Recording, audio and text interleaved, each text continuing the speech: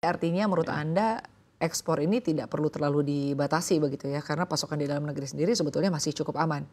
Iya, kalau dibilang aman tadi kan ada datanya bahwa memang kekurangan ya. Di satu sisi memang kontrak-kontrak ke luar negeri ekspor itu kan memang kontrak biasanya jangka panjang. Jadi kita juga nggak bisa kita cancel kontrak luar negeri untuk ke dalam negeri, nanti ada konsekuensi legal dan konsekuensi penalti dan lain sebagainya. Jadi yang pemerintah juga harus mesti fokuskan jangan hanya jangka pendek di mana kita mengurangi ekspor, tapi juga jangka panjang di mana kita meningkatkan produksinya, ya, produksi dalam negeri ini. Nah, itu yang harus difokuskan oleh pemerintah juga. Kita udah belasan tahun kita kayak kemarin Masela, misalkan Masela itu 10 tahun sebelumnya sudah berproduksi, ya. Bayangkan kita bisa masuk ke pasar Eropa, kita bisa masuk ke pasar Asia, lebih masuk lagi. Kenapa? Karena potensi di sana tuh memang mereka lagi mencari alternatif, misalkan gas dari Rusia. Dan kita bisa menjadi alternatifnya, tapi kita miss opportunity itu. Kenapa? Karena ada masa politik yang terlalu intervensi. Nah, itu yang sangat disayangkan.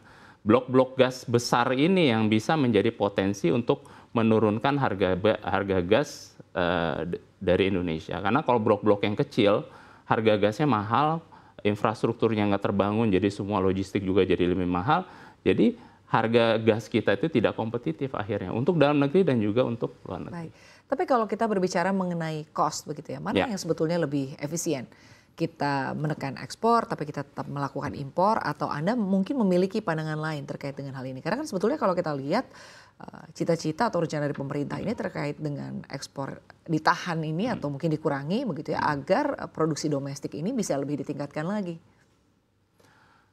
Begini, jadi kalau kita lihat harga impor gas dari luar ke Indonesia, ujung-ujungnya sampai ke Indonesia tuh harganya mirip-mirip juga dengan harga gas produksi dalam negeri. Ya, jadi nggak terlalu beda jauh. Memang kalau di Amerika misalkan $2, $3 gitu ya, masuk ke Indonesia udah jadi $8, $9 juga karena pakai LNG dan lain sebagainya. Jadi harganya mirip-mirip aja. Makanya tadi saya tekankan adalah bagaimana kita meningkatkan produksi dalam negeri ini. Penemuan-penemuan gas baru yang tadi misalkan kayak Tangguh yang sekarang udah Train 3, terus IDD harus dijalankan, dipercepat perjalanan, yang Masela juga. Blok-blok yang besar ini yang produksinya besar itu yang bisa menekan biaya. Kenapa? Karena masalah di Indonesia ini adalah infrastruktur. Kita tuh nggak kayak Jepang. Jepang itu tidak produksi migas, tapi mereka importir migas salah satu yang terbesar di dunia. Hanya infrastruktur di dalam negerinya itu luar biasa. Itu untuk apa? Menekan biaya gas bagi industri-industri mereka. Nah, Indonesia tuh juga harus seperti itu dengan membangun infrastruktur sebanyak-banyaknya, ya. Itu akan bisa menekan harga gas Indonesia. Nah, kayak kemarin aja pipa Cisem itu butuh 18 tahun untuk membangun. Ya, membangun hanya satu pipa, bayangkan. Sebetulnya menurut Itu Anda apa sih yang menjadi kendala selama ini terkait dengan karena infrastruktur ini? karena kita beranggapan kayak infrastruktur tersebut itu bisa dibiayai oleh investor. Jadi kita Indonesia berharap, oh itu bisa dibiayai oleh investor. Padahal keekonomiannya itu sangat kecil. Jadi investor nggak akan tertarik seperti itu. Jadi kayak misalkan jalan tol di Sumatera, jadi perbandingan aja, jalan tol di Sumatera sama jalan tol di Jawa. Jalan tol di Jawa itu banyak peminatnya bagi investor. Di Sumatera sama sekali tidak ada peminat. Kenapa? Karena trafficnya kecil. Nah, infrastruktur gas itu seperti itu, keekonomiannya sangat kecil. Jadi itulah yang harus ditekankan oleh pemerintah untuk mengambil peran tersebut. Investasi di infrastruktur penunjang seperti ini. Ujung-ujungnya nanti pemerintah pun akan dapat imbalan dari mana hulu migasnya berkembang, industrinya juga berkembang. Ini jembatan dari antara industri dan hulu migas itu yang harus diambil perannya oleh pemerintah. Baik, jadi artinya ini menjadi PR dari pemerintah ya, untuk Betul. terus mendorong bagaimana pembangunan infrastruktur ini ya, Betul. untuk lebih diperhatikan lagi. Ini juga mungkin betul. menjadi pertimbangan juga bagi investor begitu ya. Tapi Betul. kalau kita berbicara mengenai potensi kerugian ya, tadi membahas dari sisi pendapatan negara dan juga industri migas, apabila nih ke depannya ternyata memang ekspor gas gitu atau migas ini ternyata dikurangi, ini seberapa besar sih sebetulnya kerugiannya? Kalau dari sisi kerugian memang Kan ada penalti juga karena sudah ada kontrak yang ya, berjalan kan. kalau itu udah jelas saya bilang ya jangan di stop karena itu konsekuensinya nggak cuma hanya legal tapi muka kita di dunia internasional ya. Kita kalau tidak bisa dipercaya lagi sebagai supplier itu konsekuensinya bisa parah. Jadi lebih baik kalau kontrak yang memang sudah jangka panjang ya hormati kontrak tersebut, bukan untuk dibatalkan dan kita membayar penalti karena itu masalah kredibilitas kita sebagai supplier ya. Itu harus dijaga. Tapi secara perlahan-perlahan kita memang harus membangun pasar domestik kita. Membangun itu tidak hanya dari sisi industrinya ya, tapi juga dari hulunya. Dan tadi yang saya bilang jembatan itu adalah apa? Ya infrastruktur.